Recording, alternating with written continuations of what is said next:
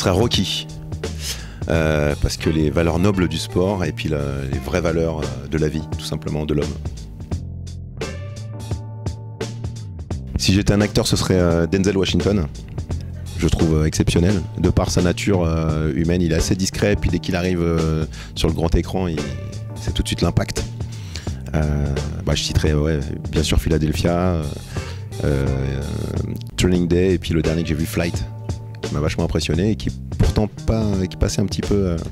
On s'attendait pas. Moi je m'attendais à une explosion, mais je sais pas. Après c'est peut-être l'affiche. Sophie Marceau, tiens. Parce que j'ai kiffé la boum et grâce à elle j'ai dansé tous mes slows depuis. Voilà, j'ai fait mes premières meufs quand j'étais petit, quoi. C'est vrai, mes premières rencontres ont été faites sur les chansons de la boum. Elle est juste magnifique, cette femme, à son âge.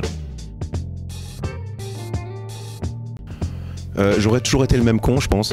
C'est vrai que j'aurais suivi mon instinct. J'aurais pas eu spécialement d'ambition professionnelle dans le système. Je pense que j'irai chercher mon steak, tout simplement, payer mon loyer et continuer à aller chanter au karaoké, à faire le con. Chaque seconde est une aventure, en fait. Voilà. J'ai peur. Tu veux me le faire dire? Voilà, je te le dis, j'ai peur. La vérité, c'est que j'ai peur de perdre ce que j'ai. Au début, je pouvais me prendre des nions sur le ring, je m'en foutais. Maintenant, il y a toi, il y a le petit, et je veux pas perdre ça. Mais qu'est-ce qu'on a dit, rappelons?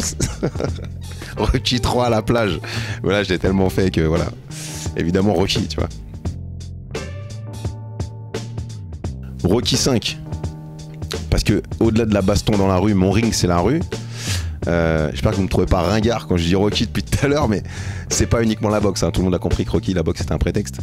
Déjà, il se bat dans la rue et en même temps, il se bat contre son élève à qui il a tout appris, mais à la fin, il gagne quand même. Il a deux doigts de mourir et puis il lui réexplique qu'il l'aimait, c'était comme son frère, mais qu'il a perdu sa confiance. Et c'est toujours basé sur des vraies valeurs de vie familiale et le code, la dignité de l'homme, quoi. Le Grand Bleu. Le Grand Bleu, depuis toujours. D'ailleurs, j'ai appelé mon fils Enzo, voilà, il y a 21 jours. Et puis, je l'ai revu encore il y a 3 jours à la télé. J'ai pleuré, toujours autant. Enfin, j'ai pleuré, voilà, je suis pas non plus une madeleine, mais j'aime beaucoup le Grand Bleu. Je m'endors avec et je berce mon enfant avec. Eric Serra, dédicace. Le festival de cinéma... J'allais dire une bêtise, mais... pourquoi pas le festival? Moi, que le festival de Cannes, je trouve très bien, moi. C'est très bien, ça, voilà. Je vais pas aller chercher ailleurs, hein. C'est un piège, ça. Moi, je suis pour le festival de Cannes. Grand Rex. Fabuleux. On ne peut pas ne pas passer devant le Grand Rex. Je passe toujours en scooter, que je le prenne l'avenue de Bonne Nouvelle, que je revienne du nord pour redescendre vers Port-Royal. Je croise toujours ce Grand Rex. Je vois c'est gravé dans la roche, en fait. Comment on appelle ça? Les moulures je sais pas, je vais dire une connerie, peut-être du 16e siècle ou 17e siècle, encore apparentes. C'est fabuleux. C'est l'une des seules salles encore mythiques, je pense, de Paris. Il n'y a plus grand chose. Avant, il y avait le grand Gaumont à Clichy qui a été transformé par un Ikea ou un Bricorama. Quelle tristesse. J'espère que le Grand Rex restera le Grand Rex. Je serai un moteur de recherche, je pense. Parce que Internet, faut l'utiliser pour rechercher les choses. Et il faut rechercher l'information et pas la subir. Mickey. Mickey, number one, hein. Mickey Mouse. Parce que c'est une petite souris maligne, et puis elle a des grandes oreilles, et puis j'aimais sa gueule. Ouais, il sourit tout le temps.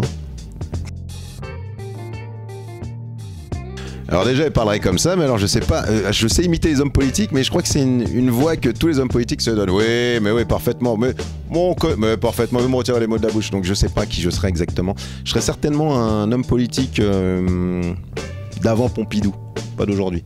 Parce que si je faisais de la politique, ça serait vraiment de la politique, ça serait pas du business, quoi.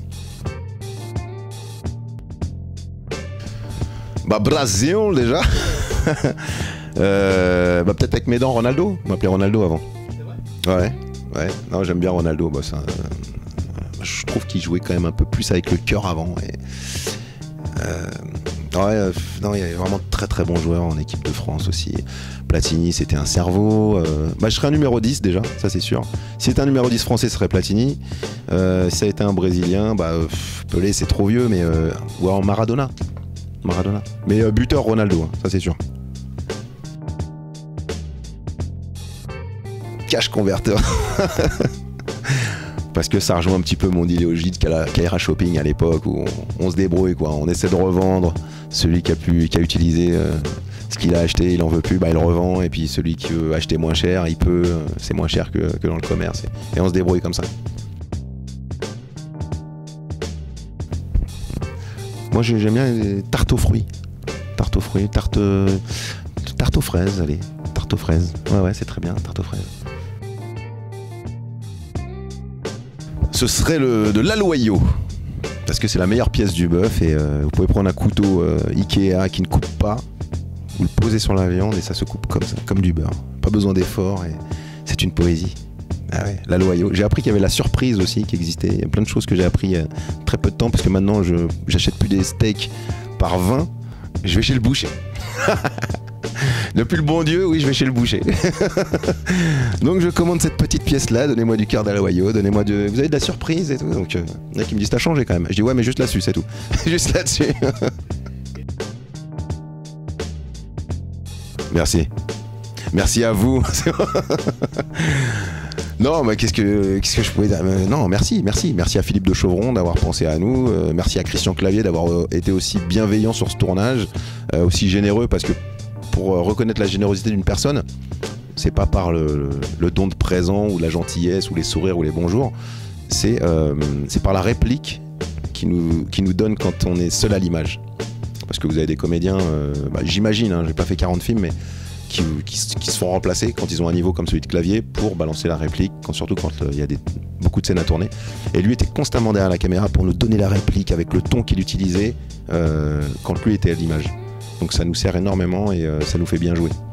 Donc merci Christian Clavier de Chauvron qui a écrit ce film avec son acolyte. Et puis merci à mes collègues parce que franchement il y a eu une vraie empathie, beaucoup d'amour et personne ne s'est tiré la couverture. Et j'espère pouvoir faire plein de films comme ça où tout se passe au pays des Schtroumpfs. C'était fabuleux.